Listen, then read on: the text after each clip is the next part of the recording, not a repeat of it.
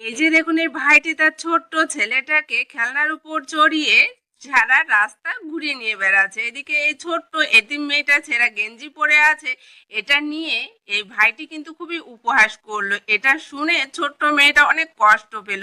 কষ্ট পেয়ে সে কাঁদতে লাগলো। এক পর্যায়ে সে লক্ষ্য করলো ছেলেটা অনেক সুন্দর একটা জামা পরেছে এবং সে খেলনায় চড়ে বেড়াচ্ছে কত মজা করে। এটা দেখে তার খুব শখ হলো ওই গাড়িতে ওঠার।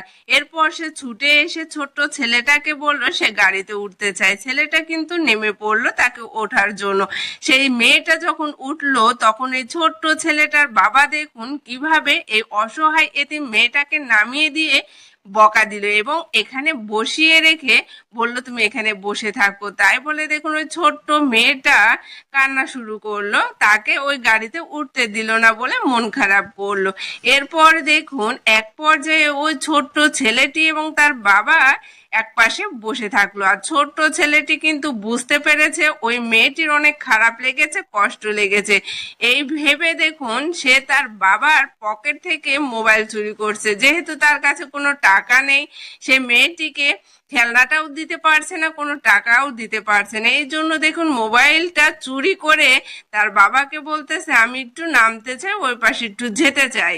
তারপরে দেখুন তার বাবা নামিয়ে দিল আর এই ছোট্ট ছেলেটি চলে গেল এক পাশে, যে একটা মেয়ে দাঁড়িয়েছিল তাকে বলল যে আমি এই মোবাইলটা বিক্রি করতে চাই, আপনি নিবেন? তখন এই বোনটি দেখুন তাকে জিজ্ঞেস করলো কয় টাকায় দিবা। তখন কিন্তু একটা দাম দর করে টাকা দিয়ে দিল, কিছু টাকা। এই টাকাটা নিয়ে এই ছোট্ট ছেলেটি দেখুন কি কাজ করে। আর এই ছেলেটির কাজ থেকে আপনিও অবাক হয়ে যাবেন যে কাজটি তার বাবার করার উচিত ছিল, কাজটি তার বাবা করলো না। অথচ এতটুকু একটা ছোট্ট ছেলে হয়ে সে বুঝতে পেরেছে যে ওই এতিম বাচ্চাটার এই গাড়িটা কেনার সামর্থ্য নাই। তাই দেখুন তার কাছে টাকা ছিল না বিধায় তার মোবাইলটা, তার বাবার মোবাইলটা চুরি করে বিক্রি করে সেই টাকা দিয়ে গাড়ি কিনতে এসেছে। গাড়ি কেনার পর দেখুন সেই গাড়িটা নিয়ে যেয়ে সেই ছোট্ট মেয়েটার কাছে যাচ্ছে। আর এদিকে দেখুন সেই অসহায় মেয়েটি সেখানে বসেই কান্না করতেছে, মন খারাপ করতেছে তার গাড়িটা না পাওয়ার জন্য। এদিকে এই ছোট্ট ছেলেটি এই গাড়িটা এনে বলতেছে এটা তোমার, আজ থেকে তুমি এই গাড়িটা চালাবা আর তোমার কাছেই থাকবে, তুমি যখন ইচ্ছা তখন চালাতে পারবা। তাই বলে দেখুন তার কাছে যে মোবাইল বিক্রির অবশিষ্ট টাকা ছিল সেই টাকাগুলাও কিন্তু এই ছোট্ট মেয়েটিকে দিয়ে দিচ্ছে। দেখুন এই ছোট্ট